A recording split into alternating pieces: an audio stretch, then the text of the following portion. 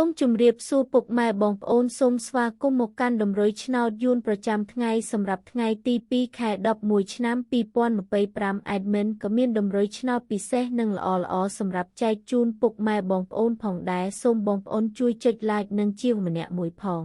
ដើម្បីមានភាពងាយស្រួលក្នុងការតាមដានតម្រុយឆ្នោតរៀងរាល់ថ្ងៃចឹងកុំឲ្យខាត់ពេលពុកម៉ែបងប្អូនយូរចឹងសូមចូលមកកាន់តម្រុយឆ្នោតយួនយើងវិញសម្រាប់ម៉ោង 4:30 នាទីនិងម៉ោង 6:30 នាទីចឹងយើងចូលមកកាន់តម្រុយឆ្នោតយើងនៅថ្ងៃនេះវិញសម្រាប់លេខតូចពីលេខយើងវិញ Admin មានលេខ072631045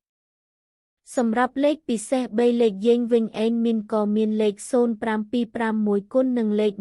125គុណរីឯលេខអូសខ្ទង់ Admin មានលេខ60អូសនិងលេខ40អូសផងដែរបងប្អូនដែលស្រឡាញ់និងចូលចិត្តលេខ Admin អាចយកទៅផ្សងសំណាងបានសូមជូនពរឲ្យបងប្អូនទាំងអស់គ្នាហេងសំណាងល្អទាំងអស់គ្នាតម្រុយឆ្នោតយើងបានមកដល់ទីបញ្ចប់ហើយសូមជូនពរឲ្យបងប្អូនហេងសំណាងល្អមានលាភមានជ័យទាំងអស់គ្នាជួបគ្នានៅថ្ងៃស្អែកបន្តទៀត